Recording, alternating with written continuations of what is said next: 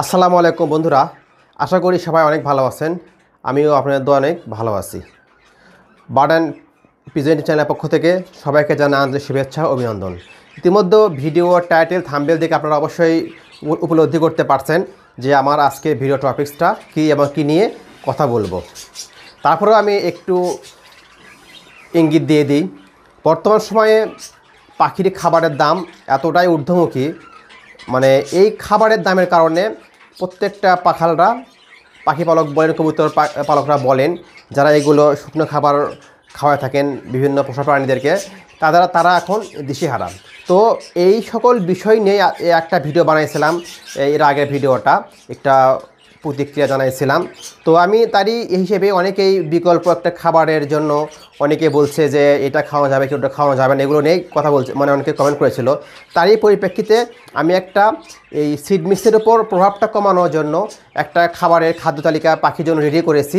তো আমি এই সকল বিষয় নিয়েই এখন একটা ভিডিও বানাইছি এবং কথা বলবো।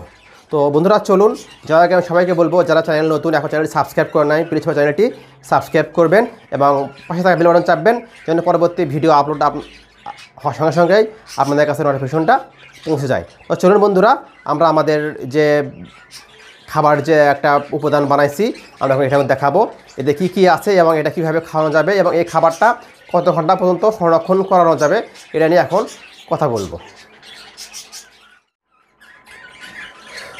বন্ধুরা, আমরা কম বেশি পাখি পালি অনেকেই, কারো অনেক বড় খামার আছে বা কারো ছোট খামার আছে, বা অনেকেই আপনার আছে যারা মানে বাণিজ্যিকভাবে না যেয়ে শখের বসে পাখি পালে। তো যাই হোক, পাখি যেই পালুক কিন্তু খাবারের চাহিদা সবার জন্যই আছে। তো তাই এখন পাখি তো আমরা শখ করে পালি বা বাণিজ্যিকভাবে পালি, অনেকে লাভবান হয়ে থাকি, কিন্তু পাখি পালা তো আমরা ছাড়তে পারবো না।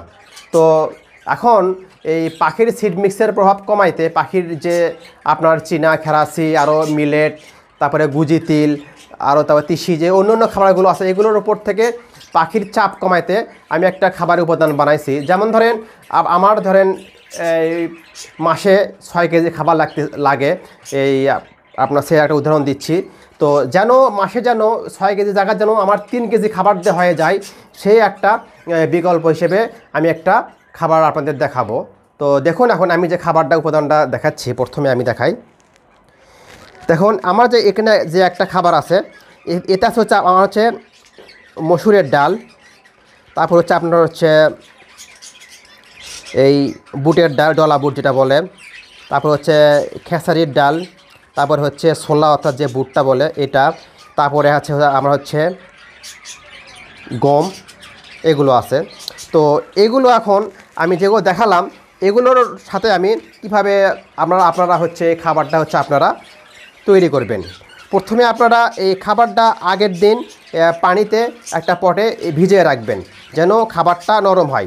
মোটামুটি পানির পটে এই খাবারটা ভিজিয়ে রাখার পরের দিন আপনারা আপনার হচ্ছে পানি যে হিটারগুলো আছে, সে হিটারে হোক বা পাতিলে হোক, ওগুলোতে আপনার মোটামুটি দেখবেন একটা 15 থেকে 20 মিনিট আপনারা সিদ্ধ করে নেবেন।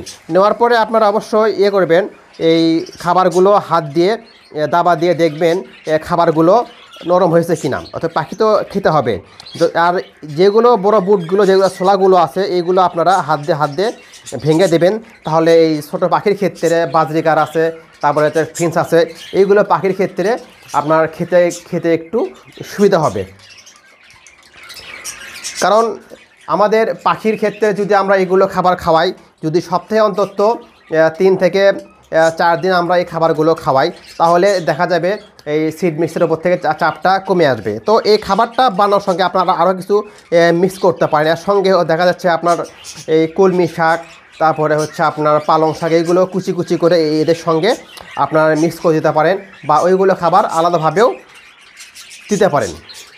তো দেখুন, আমি যে খাবারটা এখন বানাইলাম, এখন সে খাবারটা দেখাবো এবং সে খাবার নিয়ে একটু কথা বলি।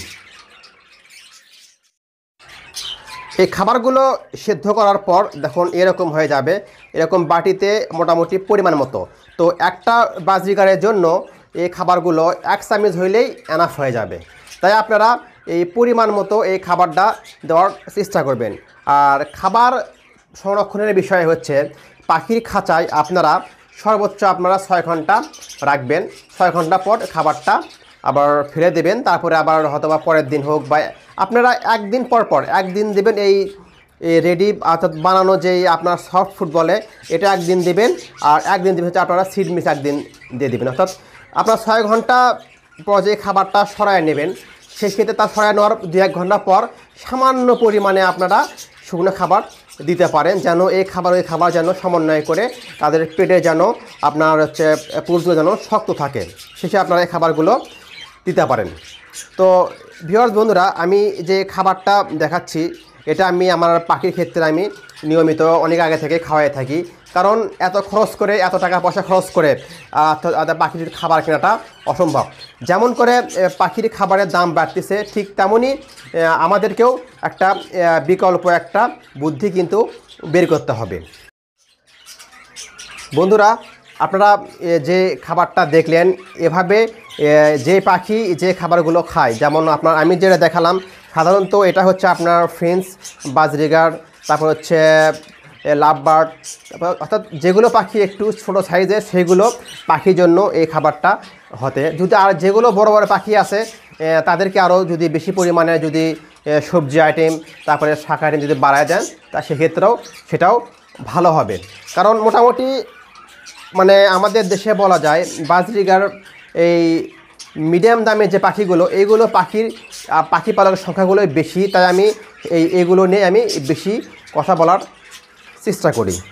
তো বন্ধুরা, এখন একটা গুরুত্বপূর্ণ আর একটা কথা হচ্ছে, এখন বাংলাদেশে হয়তোবা মনে হয় না খাবারের দামগুলো কমবে, কারণ আমাদের দেশে যে খাবারের দামগুলো একবার বৃদ্ধি হয়, সেই খাবারের দামগুলো কিন্তু সহজে কমে না।